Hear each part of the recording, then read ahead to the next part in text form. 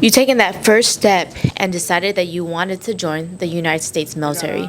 You had to think about which branch to go for. The United States Navy, Air Force, Marines, Army, Coast Guard, or Space Force. And finally, you figured out which branch you want to go into. Now the question is, which component are you going to join? Are you going to be active duty, reserves, or National Guard? What's the difference?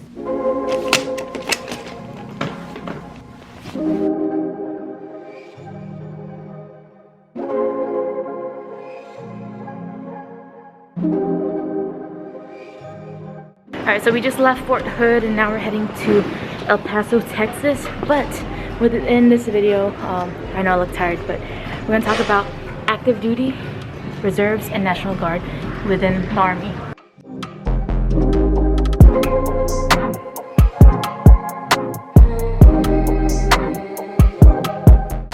What's up, you guys? It is Erica Bernie and come back with another video. Don't know when I did this opener, I realized after so many other videos I talk way too fast and I'm still doing it. But we're in here, El Paso, Texas. Let's go.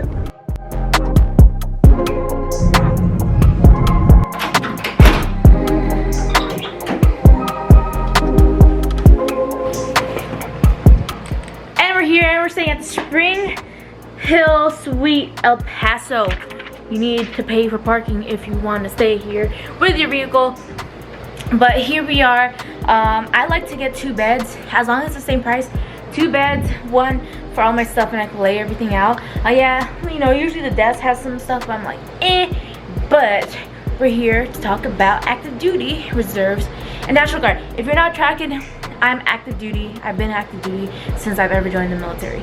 And honestly, before this video, I know I look like before, like looking into the National Guard, reserves, and all that stuff, I didn't really know too much about them. I only know active duty, and whenever trainees or other people asked me certain questions, it was difficult for me to answer just because I really didn't really look into the reserves or the National Guard. All I knew is that they worked sometimes for the Army, but they had a regular life, which is somewhat true, somewhat not. So let's give you guys a little clarity about all the components. By the way, I know you guys are wondering, like, why are you traveling so much?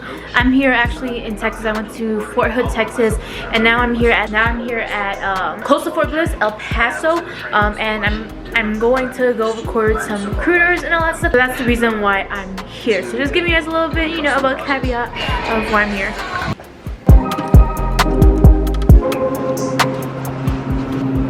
I had the video made, but I guess I lost one clip and I was talking about active duty. So again, if you have any questions, I'm active duty, so pretty much a soldier 24/7, 7 days out of the week. Yeah, you get weekends and everything off. So how it is, it's like a 9-to-5 job, right? But the thing is, you have PT, so around 6:30 to 7:30, sometimes 8, and then you get a break where you can, you know, eat chow, shower, you know, kind of have your regular morning stuff, and then you go to work around 9:30, depending on what time your work call is.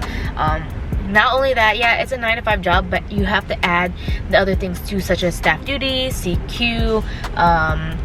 Sometimes you have to work field exercises. It might be a week of field exercising, or it might be 30 days, or you might have to go to NTC. Certain things you have to put account for it, but don't forget about 4 days. But the thing is, you have to think about active duty. You work 3 years and you get your full benefits.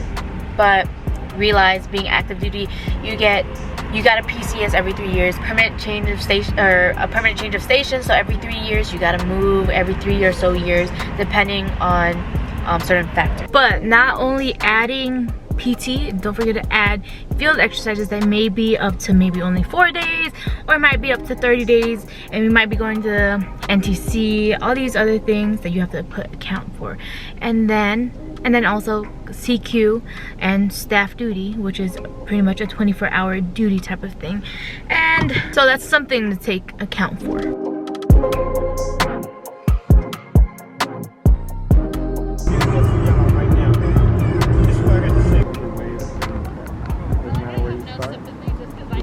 But even though I'm telling you about like those stuff like, oh, CQ, staff duty, 24-hour duty, the field and all that, don't forget about the 4 days that we get and that regular civilians don't get. So like, let's say there's a holiday, for example, Thanksgiving. you get Thursday off, and then usually after Thursday people go back to work on Friday. But for the Army, you have Thursday, Friday, Saturday, and Sunday off. So we get 4 days every so often during like holidays. Anytime there's like a day of school that people are off because of a certain holiday, even for work, and it falls on a Tuesday, Monday, Thursday, or Friday or whatever, we get 4 days. So add that into account. And that doesn't mean if you're not working those days, oh, you get a pay cut. No, you're working salary, so regardless, you're gonna get money. You're gonna get the same paycheck that you got last month, the same you're gonna get next month. And then there's gonna be days where it's like you gotta leave early. So you've seen before, when I was a drill, I used to work till like 04, 05, and I worked till 2100. But there are times, like sometimes now, as you guys see, or even when I was a drill sergeant, where I didn't have a cycle, or it was blue phase, and they were literally about to graduate. So instead of working the whole day, sometimes people will leave at 1300, and then, you know, split shifts up and all that stuff depending on the mission, everything like that. But again, that doesn't cut your hours down. You're still gonna get paid the same. And it's like people get early days off. And then sometimes on Fridays, usually Fridays, you get off early. Or there's an org day, there's a fun day, there's something that you're gonna do that's for fun. And it might take the whole day that you're out playing bowling or at a park or something like that. You're doing fun things to bring family members from the military all together, and that's part of your duty day. That's what they'll say, it's part of your duty day, so you just gotta go have fun for that day all together. But the main thing about active duty, you get stationed in different places. If you want to go to California, you can try to go to California, but not at all times will you get it. You'll have to be placed on a certain duty station depending if you're, you know, regular Army or you're doing recruiting or whatever.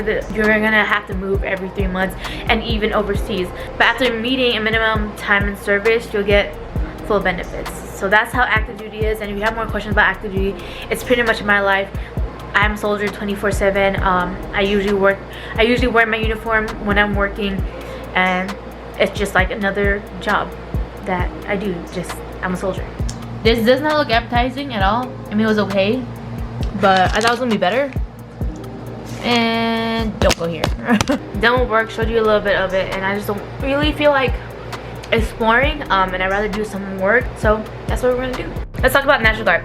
National Guard, a lot of the soldiers in National Guard tend to have a real job in the civilian life. They have, you know, the Army duties, but for the most part their life is just like a regular civilian. It's kind of like National Guard and Reserves are a little bit of the same-ish, but I can tell you, National Guard, they have to do drills monthly, or certain activities monthly. The difference between National Guard and Reserves is that the National Guard at any time can be called or deployed by the governor, that with anything that's an emergency within the state. For National Guard, sometimes you can just for your whole life work a civilian job and also be National Guard your whole life. Or what a lot of people do is they tend to join the Army and be active duty, and then they switch over to National Guard depending on what your goals are.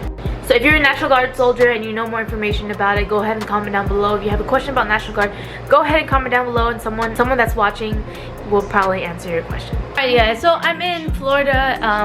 I think I'm in Daytona.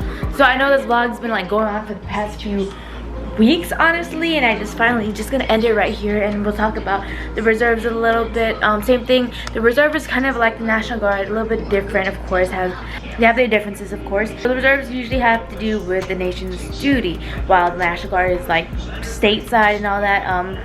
Reserve, that's the difference of it. As I was reading an article, I'm gonna say this like verbatim. It says Reserve members operate under the jurisdiction of DoD and may be called up to serve in times of war and any other mission essential function. So yes, regardless of what's happening in the world, National Guard does with the state, but like sometimes the Reserves, they do get deployed. If they're not being deployed, they at least need to go to training at least once a month. Might be a field exercise, might not be, but it's probably like once like a month, and it's like weekends. Reserve troops can be activated by the President, the Congress, the Secretary of Defense. It all depends on the circumstances. When it comes down to it, it's what you guys want to do. If you guys want to be home, stay home and all that stuff, live a somewhat regular life, National Guard, you'll be at your own state. Reserves, it's all up to you. Me, I decided to go active duty because I decided to make this a career. That's my career path. I'm planning to do this until I retire, even after the fact. So it's something you want to look into. I didn't really look into my factors. I didn't really think, ooh, I should go National Guard or Reserves. I only heard much about it whenever I joined. But still, I think if I had the option of choosing National Guard or Reserves, I would have still done what I did and went active duty. I think it was one of the best decisions I made, especially as a young kid, a young adult. It taught me the world's discipline, taught me a lot of things. So that's just my intake of it. If you guys are Reserves, National Guard, please go ahead and comment down below and tell them your experience and what you think about it. But yeah, I hope you guys enjoyed this video. I know it's kind of all over the place and a lot of talking. I'm trying to get better with it, but I'm doing a lot of work of content, so maybe big changes happening soon, maybe in a few months or so. But I hope you guys enjoyed this video. Please give a thumbs up, and I'll see you guys in the next one. And if you guys are still here at the end of this video, please go follow my new TikTok, E3 Bermirez, BERMIREZ. It's on the screen. It's my and Liz's TikTok. We've been doing a lot of fitness stuff, so if you guys are into fitness, want to get shredded and all that, go join that, because that's what we're doing. So I hope you guys enjoyed this video. Please give a thumbs up. I know I talk way too fast. I'll work on it. I'm just tired. I'll see you guys later. Peace. I got my head in the clouds, I don't wanna come down. I got 1, 2, 3 people doubting me now. I had to stop with the